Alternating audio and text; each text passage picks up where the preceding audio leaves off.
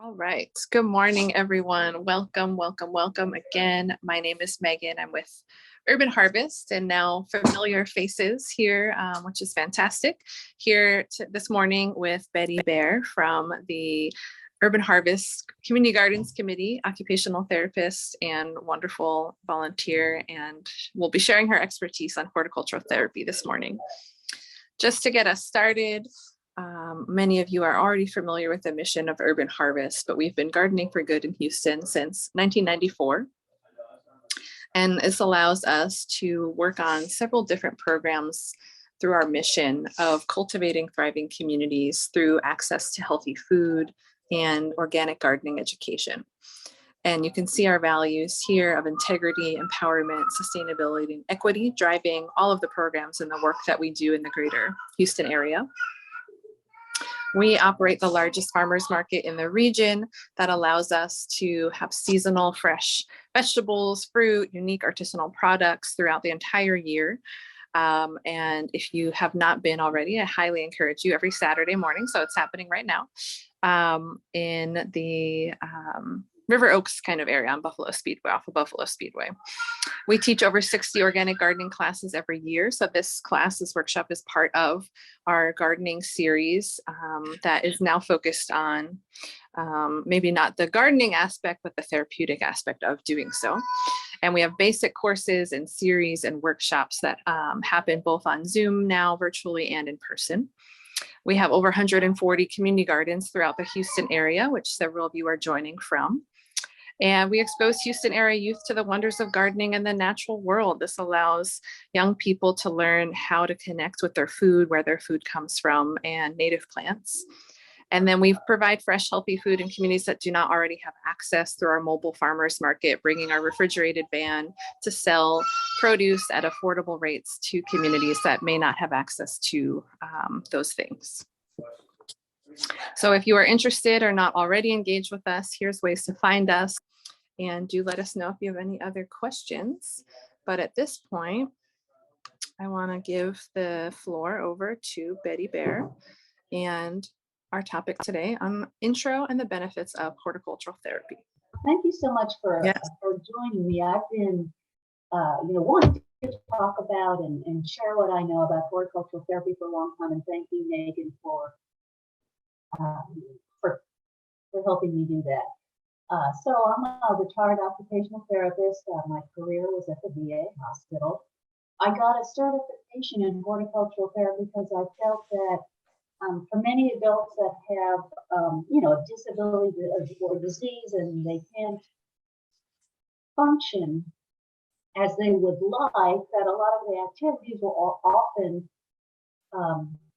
somewhat childlike or exercise, and that gardening provided an opportunity for people to get their therapy in a way that was meaningful and enjoyable. And I've also been involved with Urban Harvest for a very long time and glad of it.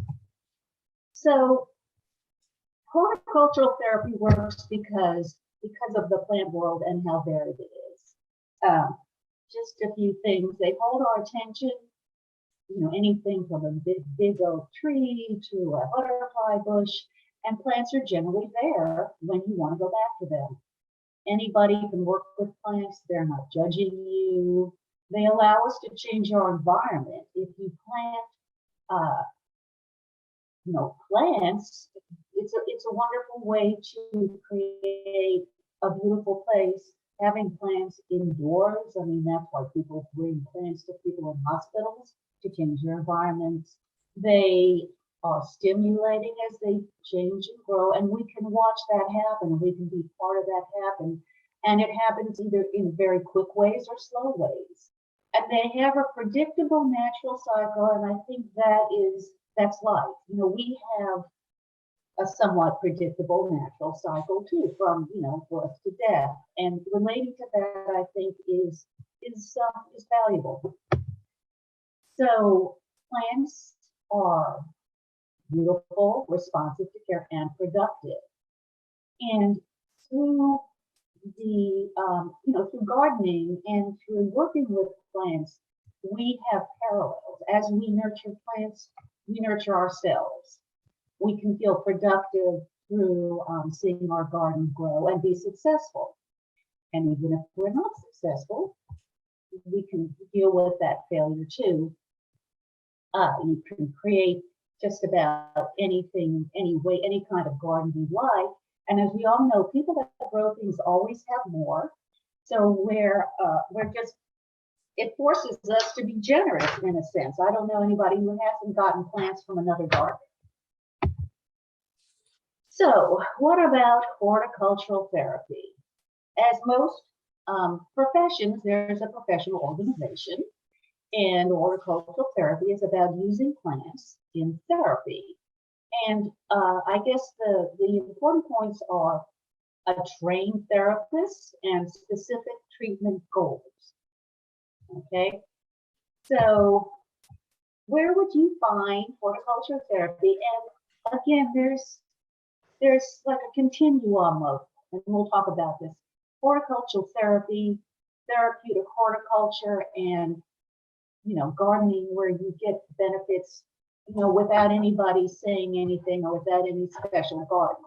But I guess the idea is how to enhance those wonderful things that happen on their own.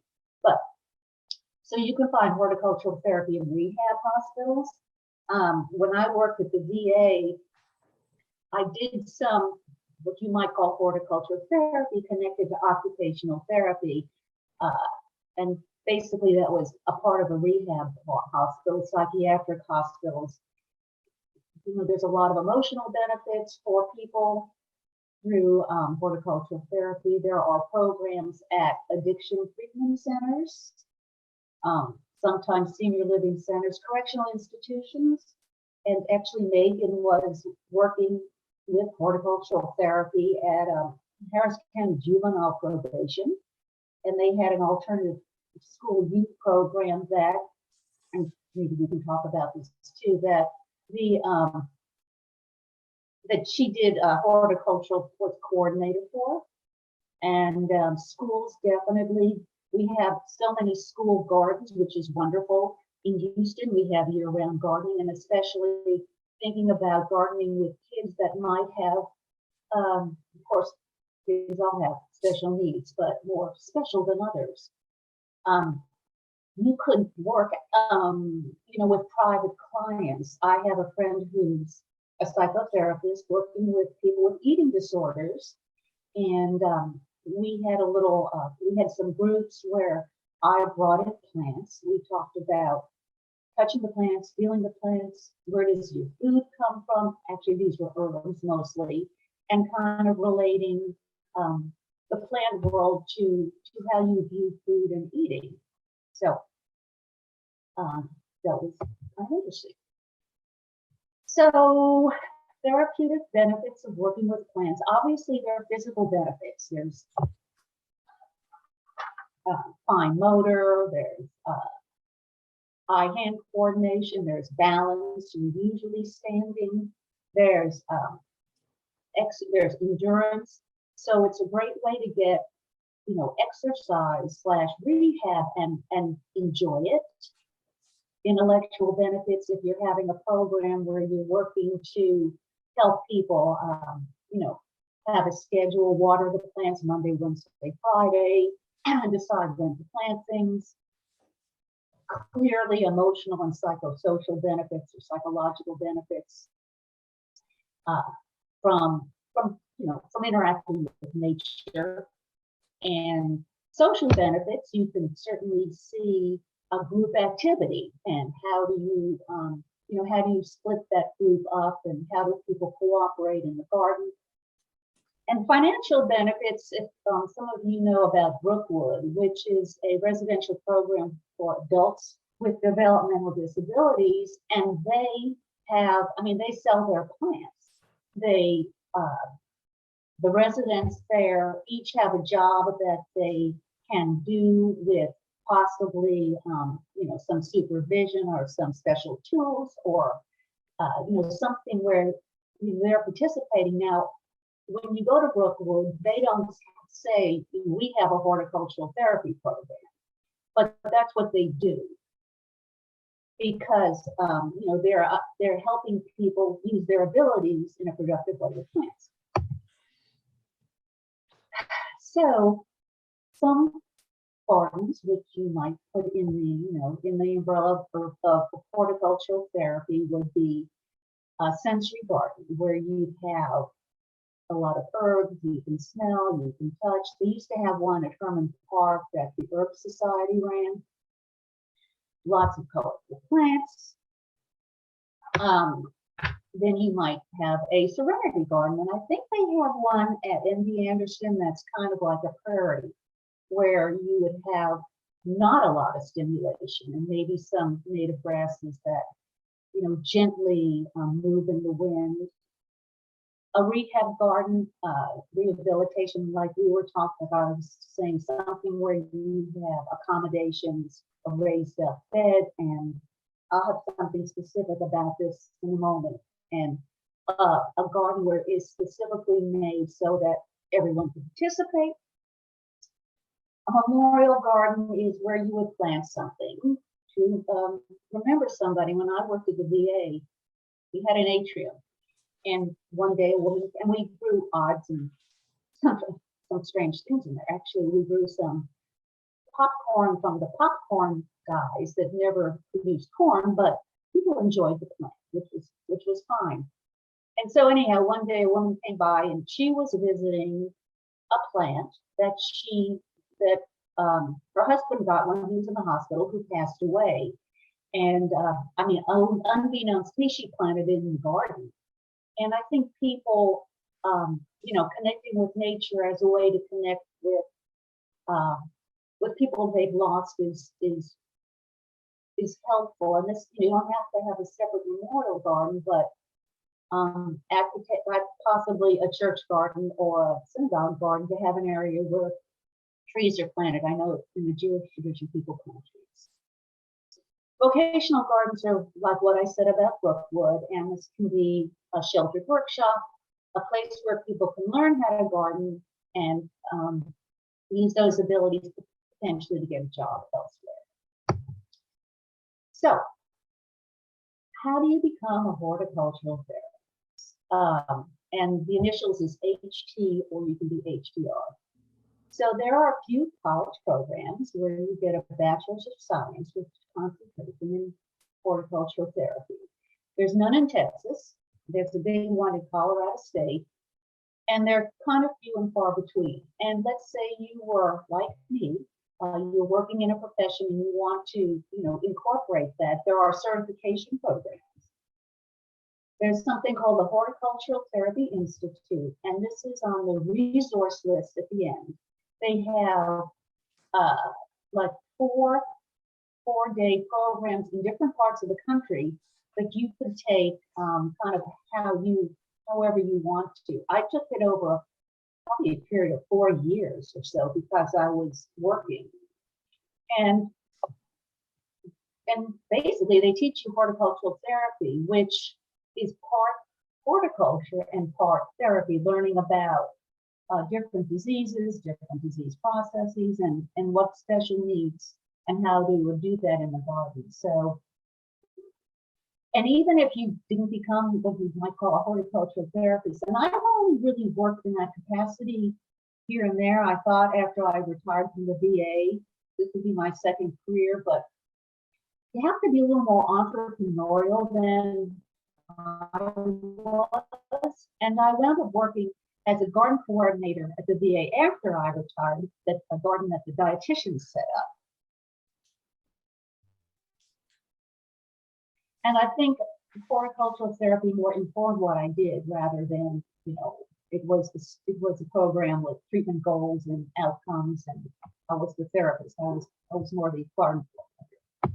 Okay, so if you're going to a Horticultural Therapy Institute program, often the people that go are people who, again, have other jobs in healthcare and want to enhance what they do, or people who are gardeners, have, somebody I went to a program with, ran a nursery, and they see the therapeutic benefits because that's what they're doing, and they want to enlarge what they do, and they want to figure out how to make therapy with what they do in a more conscious kind of way.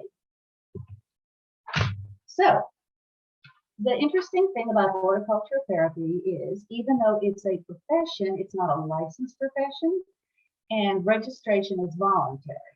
So anybody can call themselves a horticultural therapist.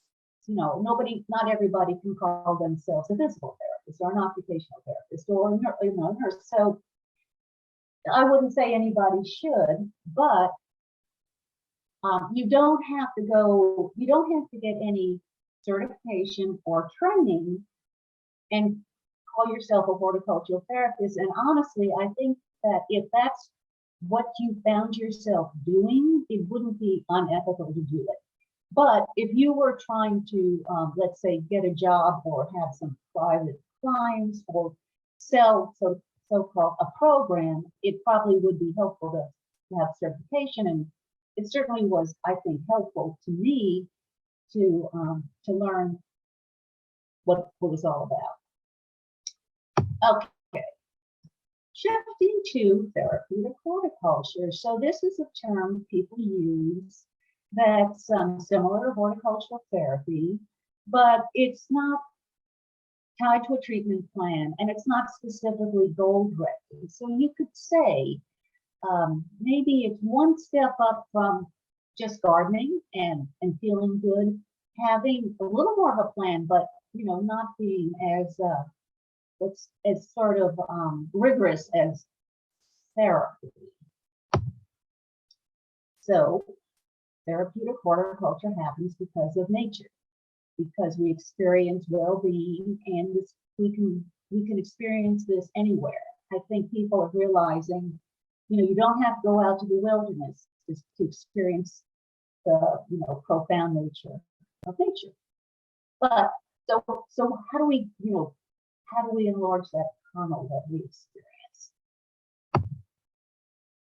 And these are some ideas. So I'm going to go through some ideas about garden design, emphasizing what's already there, drawing parallels, having activities and having things scheduled, and some mindfulness. So garden design, again, this doesn't have to be a therapeutic garden. This is good for anybody's garden, but to make it more therapeutic, being aware of accessible paths, seating shade, having adaptive raised beds, and for caves, we're talking about, specifics for people, for older people. There's a lot of information online about that. Having a variety of plants, having native plants. I think adding light to your garden is essential, and it's not good for the plants, it's good for the people. And we have the ability to do that very easily. Signage, I think sometimes somewhat gets neglected because you write on, the markers wear out, but I think it really helps level the playing field, as they say, and having some place that kids can not have to worry about hurting plants, literally playing in the dirt, or even having an area that's like a children's garden or children's area where they could just basically be free to do what they want.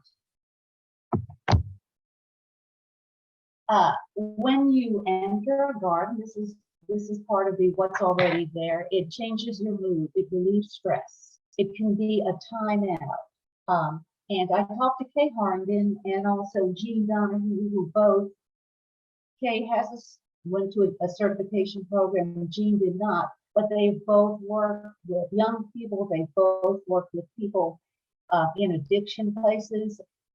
It's not very clear, but in outpatient rehab for people with addictions. And they both said, kind of, if any lesson is learned, it's if a person is having a bad day or quote unquote acting out, take them to the garden, let them reset, let them feel uh, what nature gives them.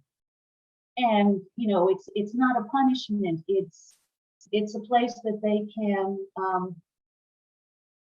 experience the garden. So, and that can be done through saying, here, sit on a bench or walk around, or here's a tool, go chop the dirt, go weed. And this can be something, again, words or no words. And also entering a garden, if you're in a school or institution, it's really, really a wonderful place for staff and visitors. When I was volunteering at the VA garden, people were drawn to it. People wanted to know what was growing.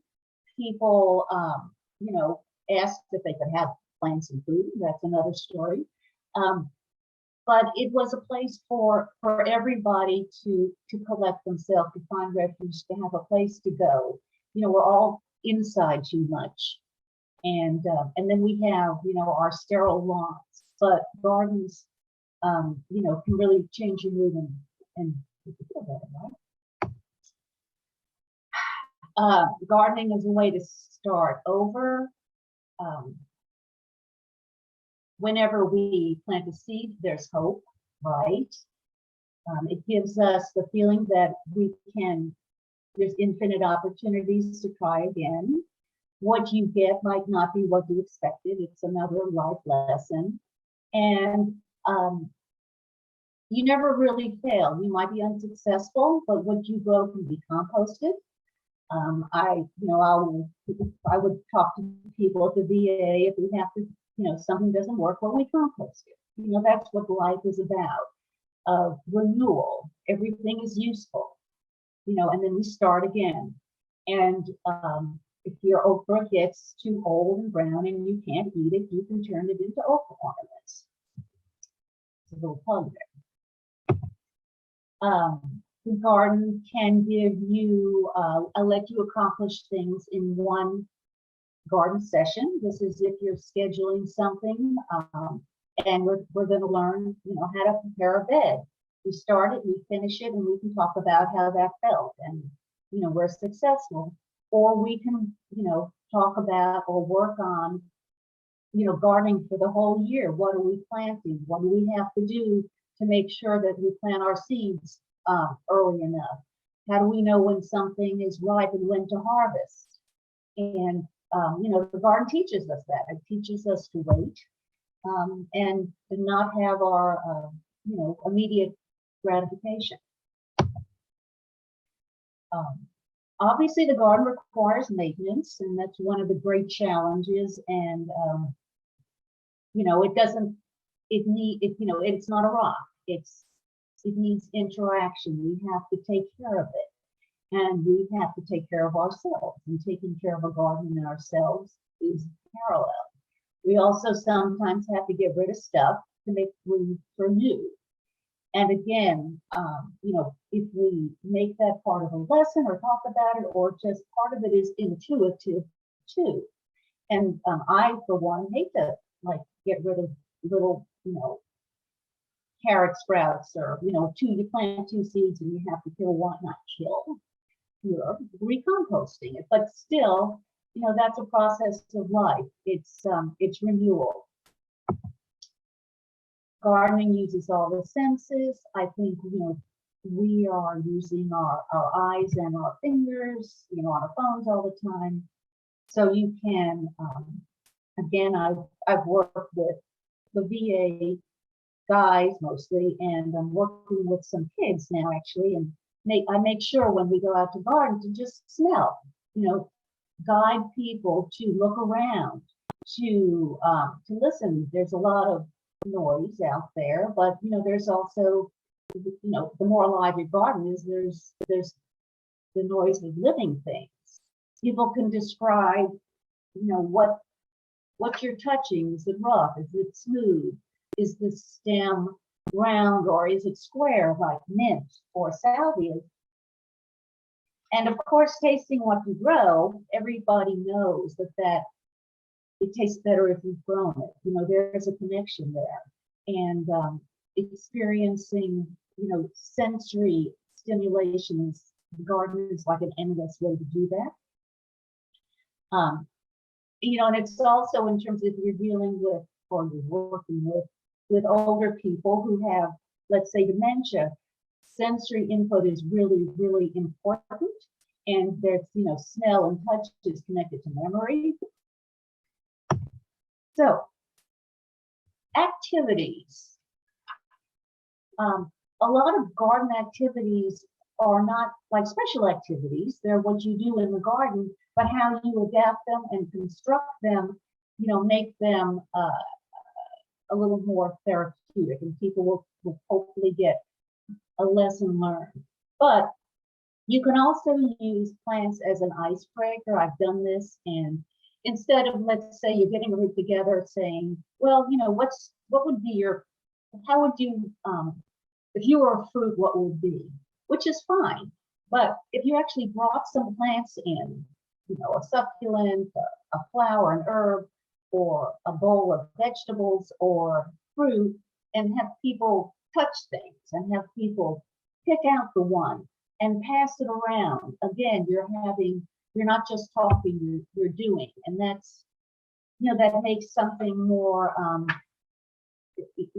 an impression. So using plants as an icebreaker,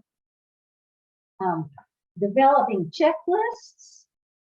So, for example, if you're working with a group of people, there's something called, occupational therapists use checklists all the time, and I don't know about other professions, but you could have a list of an interest list, have done or studied, interested in doing, or no interest.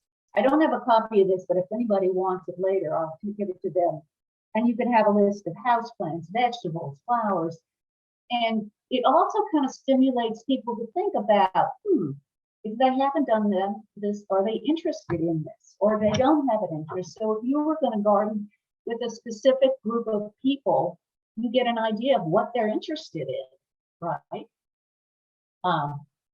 So, ideally, everybody has some input. You can use plants in crafts and gifts. Again, taking something from the garden, flower pressing, using different sorts of dried flowers for greeting cards or for gifts. You can certainly decorate plants with plant pots, with mosaics, with paint. You can decoupage. I love decoupage actually. Cards with even plant pictures, making sachets. So again, from things from the garden, you could do a basket. I once did this. I just went around my yard and got vines and made a basket, and it was actually quite fun. Certainly, cooking and preparing vegetables is, appreciating your garden. I think people often can use herbs for flavoring. That's sort of a gateway into vegetable gardening. Everybody can, not everybody, but most people can potentially get to or grow some mint, and you tear it off and smell it and throw it in your water, and you're connected to nature. Before gardening session, checking in on how folks are doing and seeing how they feel about what they did. The other thing, not everybody is going to just be wahoo about everything. And, that's okay. And I also think finding something good about things in the garden is, there's, weeds are tenacious. All insects, we tend to think of insects as, not we maybe, but general public is bad, but we know like 95% of them we want around. And also the ones we don't want around, the ones we do want around. So I think, again, using nature as a way to, rethink how we see the world and see ourselves. Basic mindfulness. We're all going through especially stressful times. I know the last 2 years are this kind of blur. Everybody's been affected by COVID, some more than others. And now it's like, oh, well, we have a war going on. I mean, it just seems like our relationship to the world, at least in this country, because probably a lot of people all over the world live in a much more fragile state than we think we are in, but we're in a very fragile state. So, you know, regardless of where we are, who we are, the things we know, to find ways to include people, to be welcoming. I think that becomes pretty natural to gardeners, and not that we don't have, what should we say, we're all humans, we all have flaws, we all have conflicts, but taking a taste of our own medicine and taking a deep breath when we go out to the garden and meet people and include them. Biophilia, if anybody keeps up with, you know, Edward O. Wilson, he recently died. And, you know, he suggested, and I'm sure he's not the only one, we, you know, possess an innate tendency to see connections with nature and other forms of life, I guess. I'm kind of cut off there. And, you know, the plant world, it's different than us, but we have so much in common with us, and it's so available for us to connect with. And of course, we have a climate crisis, and I mean, a lot of people are very scared, rightly so, and very angry at the powers that be, which is us humans that are, you know, destroying the earth. But you save what you love, and I think that being part of propagating nature and insects and plants will help us feel that we really do need it. We need each other, and be more willing to say, you know, to do what we can to help the planet along. So I hope that wasn't too fast. I feel like I'm speaking rather fast, but I wanted to get through this. So these resources, AHTA is American Horticultural Therapy Organization. HT is the Horticultural Therapy Institute. Thrive.org, the UK, they're just way ahead of, you know, the US in terms of gardening. And people, you know, that just being, it's just what you do. You have a garden, you know, for vegetables or for flowers. And they have programs, and hey, you might be interested in this too, especially for, they give grants to people, to older people, to adapt their beds. The Hort.org is another organization, and talking about, I think they work with people in correctional institutions, and that's actually a bigger deal than you might think, which is really, really good. A lot of what I got for this Zoom is a book called Growing with Gardening by Bibby. It's still out there. And it has a 12-month guide for therapy, recreation, and education. And really, again, there's a lot of information about gardening with kids or gardening with seniors. If you're interested in, you know, a program or an activity. And then there's my email. I would love to, you know, engage with you if you have some questions or some thoughts, because I think that the therapeutic benefits of horticulture, you know, are, I mean, they kind of what keep me going. It's my self-care. And I think as a therapist, when I was working as a therapist, my goal was for people to be their own therapists. So thinking about people finding their own sense of well-being in the garden as what we would like